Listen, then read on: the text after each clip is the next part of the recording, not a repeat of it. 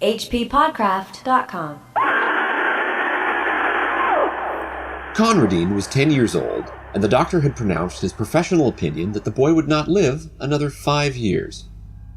The doctor was silky and effete and counted for little, but his opinion was endorsed by Mrs. Durop, who counted for nearly everything. Mrs. Durop was Conradine's cousin and guardian, and in his eyes she represented those 3/5 of the world that are necessary and disagreeable and real. The other 2/5, in perpetual antagonism to the foregoing, were summed up in himself and his imagination. One of these days, Conradine supposed he would succumb to the mastering pressure of wearisome necessary things, such as illness, coddling restrictions, and drawn-out dullness. Without his imagination, which was rampant under the spur of loneliness, he would have succumbed long ago.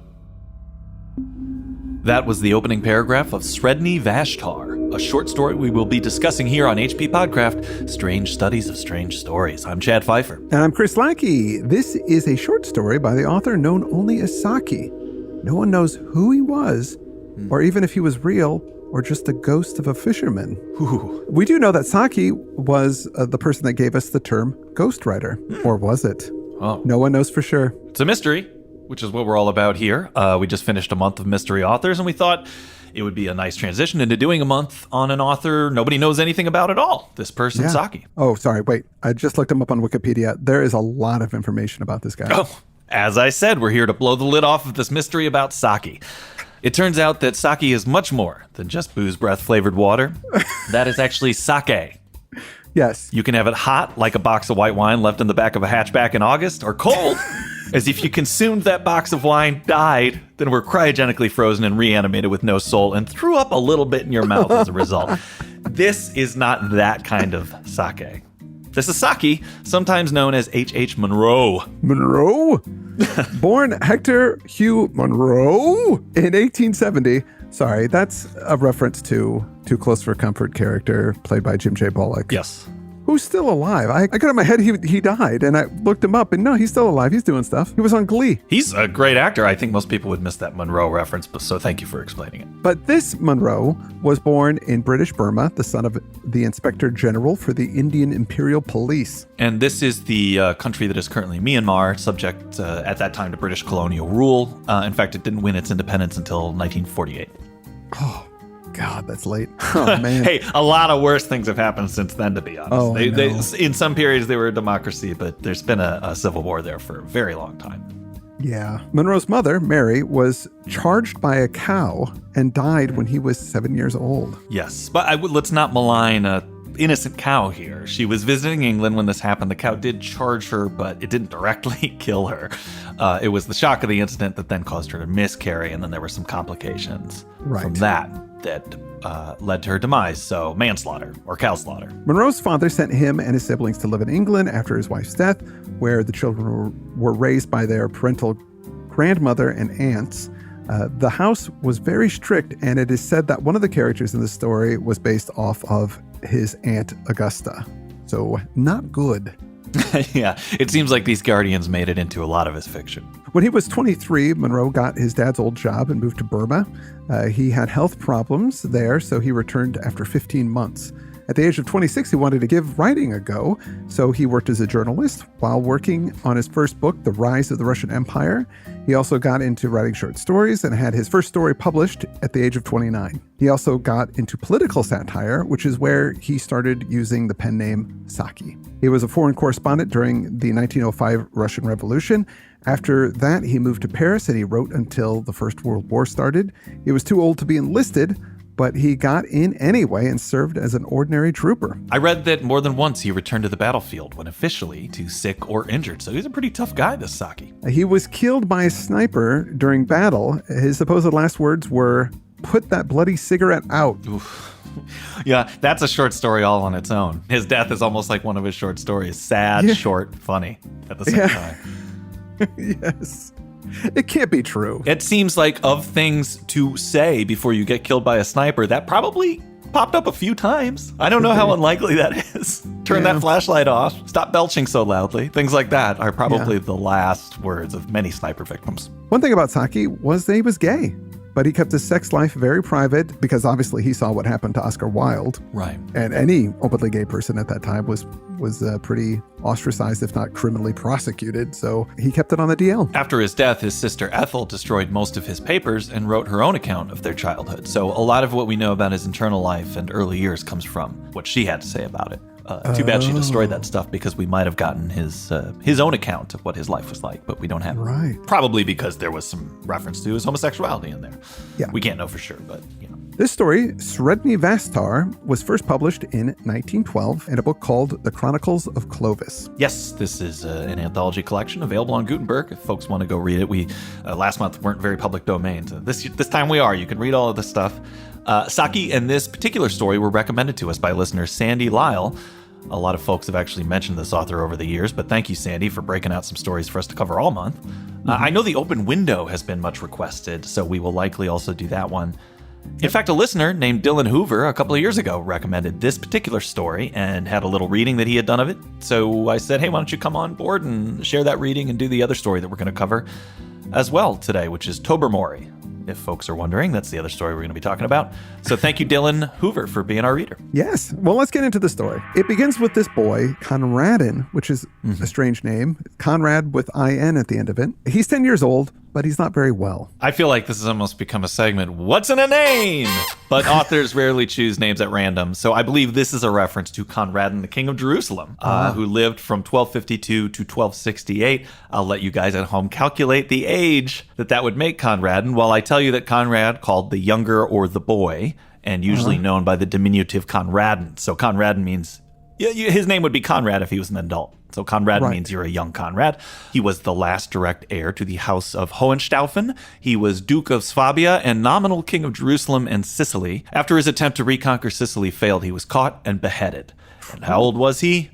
Ding! That's right, you math wizards. He was 16 years old when that happened. Wow. So this Conradin, our main character in this story, is 10 at the beginning of the story, but the doctor at the top said he has maybe only 5 years left. So it seems like he's due for the same fate. I do think it is a significant naming. It might be because of his health, but it's also because of his guardian, Mrs. de Ropp. You mean why he might pass away in 5 years? Yeah. I mean, they're telling him this, but you wonder, is he really ill? This is what it says. Mrs. de Ropp would never, in her honestest moments, have confessed to herself that she disliked Conradin, though she might have been dimly aware that thwarting him for his good was a duty which she did not find particularly irksome. So she kind of likes disciplining him. Yeah. Conradin hated her with a desperate sincerity, which he was perfectly able to mask.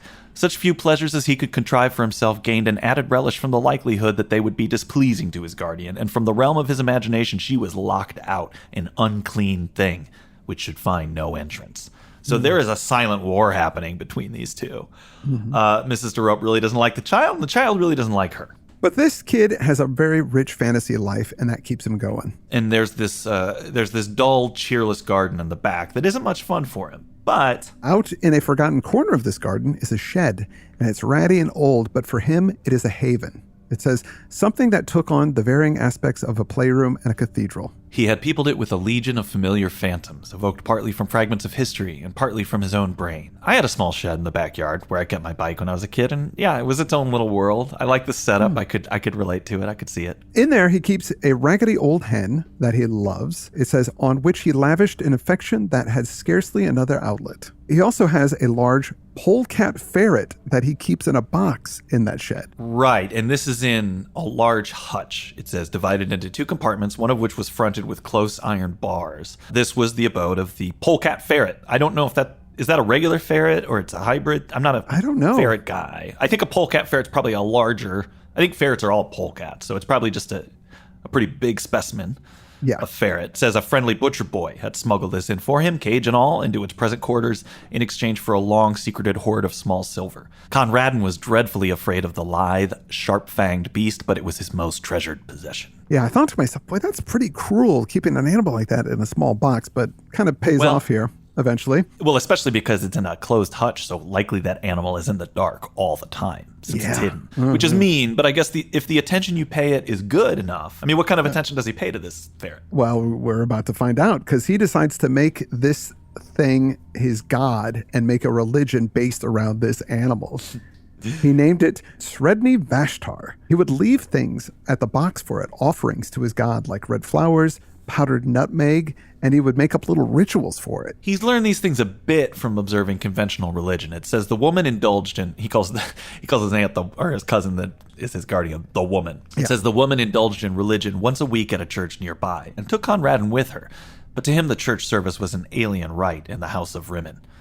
Rimmon was a Syrian cult temple, so that's what he's calling his shrine to Sredni Vashtar. And I like this bit. Sredni Vashtar was a god who laid some special stress on the fierce, impatient side of things, as opposed to the woman's religion, which, as far as Conradin could observe, went to great lengths in the contrary direction. So Sredni is a god who gets things done, whatever the kid wants. Ferrets are a little scary, as cute as they are. Yeah. I guess our old friend Anthony Lombardo had a ferret, even though that's illegal in California. And he also had 2 turtles. And one day we went over there for lunch. He had just a ferret and lots of blood. Whoa. Do you remember that? No, I don't remember that. Yeah, the ferret got into the aquarium and killed the turtles. And it was Wow. disgusting. There were body parts everywhere. So I Oh, was a little... jeez. Up till that point, ferrets were these sort of cute animals that, Yeah. you know, like the guy that sold pot to me in college had one. You know, it's I kind of associated it with that. But after that day, I thought, oh, holy crap. Yeah, they're predators, man. So the hen was never part of this cult. She was an Anabaptist, whatever that was. Yeah, he decided she's Anabaptist, even though he has no idea what that means, which is funny. He just didn't think she belonged in the cult, even though he loves her. This elaborate religion, in the past, he's almost convinced himself it's had some sort of effect. There were 3 days when Mrs. DeRopp had a terrible toothache, and he had done a lot of worshiping and giving of stolen nutmeg over those 3 days. So maybe this thing really is powerful. So after a while, Mrs. DeRopp noticed that he was spending a lot of time at the shed. One day at breakfast, she tells Conradin that the hen was sold and taken away overnight. So we didn't even get to say goodbye to this thing. But what's curious about this is she didn't notice that there was another animal in there. Yeah, I think the box is closed away in the hutch, and so as long as it knows to be quiet, or at least it doesn't make noise when they're in there, people aren't noticing. It says, with her short-sighted eyes, she peered at Conradin, waiting for an outbreak of rage and sorrow, which she was ready to rebuke with a flow of excellent precepts and reasoning. But Conradin said nothing. There was nothing to be said. Oh, man. At this point, I was steaming in the story. I was like, oh, how could she do that? This terrible woman. And I'm like, there better be some comeuppance in this. Yeah, well, we have a lot of elements that were also present in the Leopard Lady by Dorothy L. Sayers. You know, we've got this child in an enchanted garden. We've got some guardians that maybe don't want him around. I will say you didn't hear a warning at the top of this episode about violence toward children, so let's see how this plays out. Now, knowing that getting rid of the hen would upset the boy, Mrs. DeRopp made some toast for him. That was a sort of consolation. It says there was toast on the table, a delicacy which she usually banned on the ground that it was bad for him. Also because the making of it gave trouble, a deadly offense in the middle-class feminine eye. So they're not even letting Conrad have toast, I guess, because they don't want him to mess with a toaster. But didn't even the kids in Wuthering Heights even got toast. I mean, that's come on. Dude, I don't think they had toasters back then. Well, then why does it give trouble? Because you had to put it by the fire. You got to like put toast and like on a stick where there's like these little old-fashioned, it's like 2 pieces of metal that you squeeze together. You put the bread in there, and then you go in the fire. So you'd have to actually go and play in the fire to make that happen. Why doesn't he just use a toaster?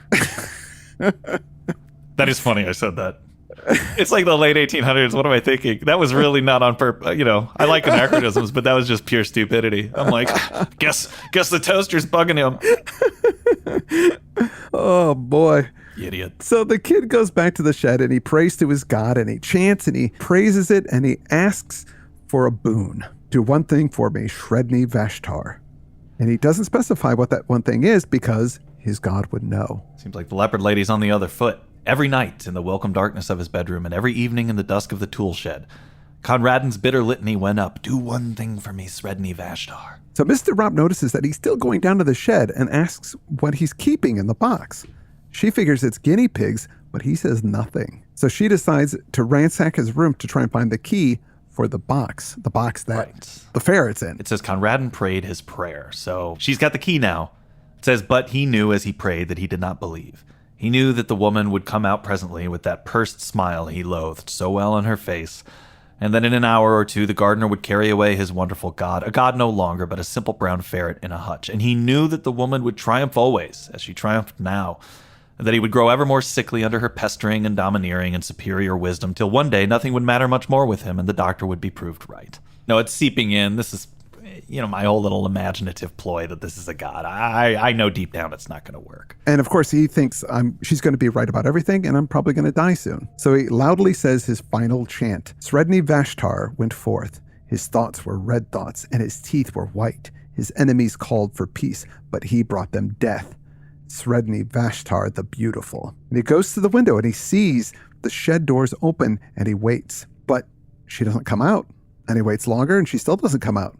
Then a lot of time passes, and still nothing. Then finally, out through the doorway came a long, low, yellow and brown beast with eyes ablink at the waning daylight and dark wet stains around the fur of its jaws and throat. Conradin dropped to his knees. The great polecat ferret made its way down a small brook at the front of the garden, drank for a moment, then crossed a little plank bridge and was lost to sight in the bushes. Such was the passing of Sredni Vashtar. And while the maid went to summon her mistress to tea, Conradin fished out a toasting fork out of the sideboard drawer and proceeded to toast himself a piece of bread. And during the toasting of it and buttering of it with much butter and the slow enjoyment of eating it, Conradin listened to the noises and silences which fell in quick spasms behind the dining room door. The loud, foolish screaming of the maid, the answering chorus of wondering ejaculations from the kitchen region, the scuttering of footsteps and hurried embassies for outside help, and then, after a lull, the scared sobbings and shuffling tread of those who bore a heavy burden into the house. "Whoever will break it to the poor child? I couldn't for the life of me!" exclaimed a shrill voice. And while they debated the matter amongst themselves, Conradin made himself another piece of toast. Yes! Yes, a perfect murder. Oh, boy. That's a little comeuppance for what happened to the leopard lady, it feels like. Yeah. And it redeemed ferrets somewhat for me. Because killing turtles, that was not cool. No. Killing a person, now you're all right.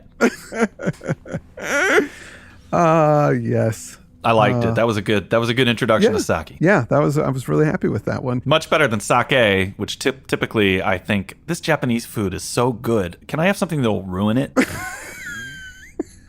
This is much better than that.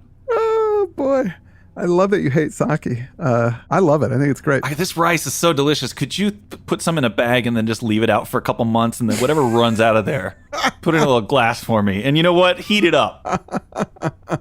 Hot box. Oh boy. Well, let's jump into Tobermory. It was a chill, rain-washed afternoon of a late August day, that indefinite season when partridges are still in security or cold storage, and there is nothing to hunt, unless one is bounded on the north by the Bristol Channel, in which case one may lawfully gallop after fat red stags. Lady Blemley's house party was not bounded on the north by the Bristol Channel, hence there was a full gathering of her guests round the tea table on this particular afternoon. And, in spite of the blankness of the season and the triteness of the occasion, there was no trace on that company of that fatigued restlessness which means a dread of the pianola and a subdued hankering for auction bridge. The undisguised open-mouthed attention of the entire party was fixed on the homely negative personality of Mr. Cornelius Appin. Of all her guests, he was the one who had come to Lady Blemley with the vaguest reputation.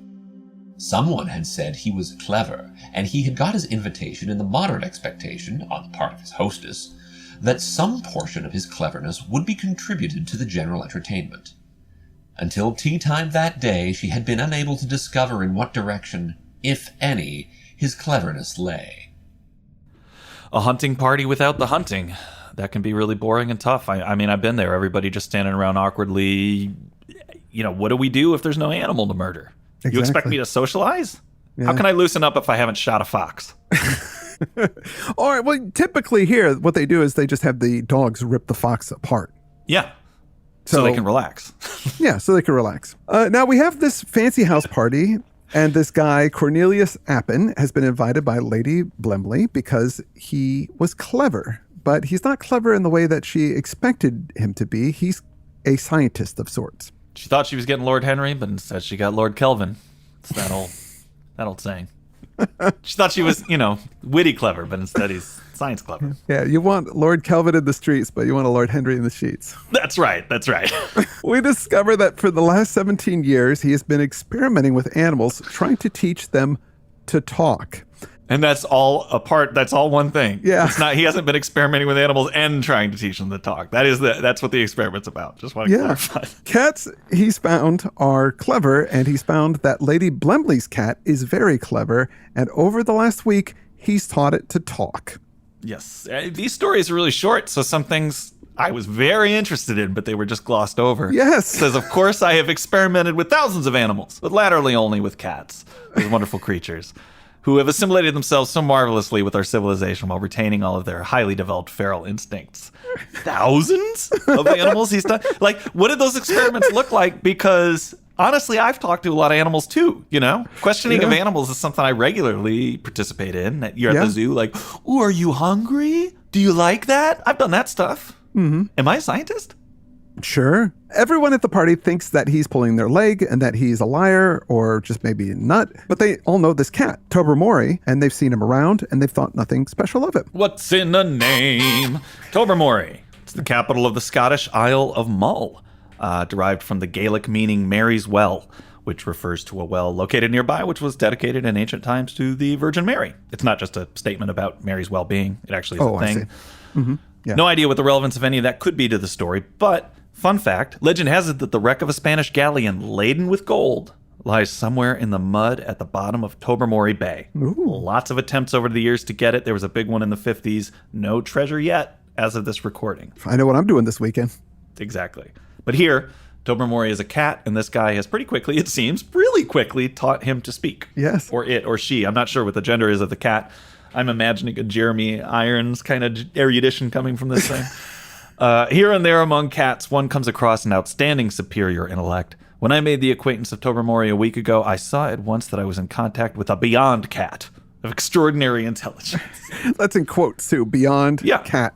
Hyphenated as well. The scientific term for it, yeah. Miss Resker asks if he means like one-syllable sentences, but he's like, no, full talking. Because that's how you would teach kids or savages a language. Apparently, he just had to unlock some speech center because after that, cat's already learned all this stuff. In fact, he's a smooth talker. So they all decide to see if this is true, and they go into the drawing room. Some are thinking it will be a ventriloquist bit. They quickly find out that the cat can full-on talk. One guy goes in alone and says, no, don't keep us waiting. And the cat says, I'll do what I want. And he's like, whoa. He wanders back in. He goes, no, seriously. And everybody is realizing, oh, this is a real thing. And then the cat kind of wanders in on his own. So the cat comes into them, and then Lady Blemley asks, will you have some milk? The cat says, I don't mind if I do.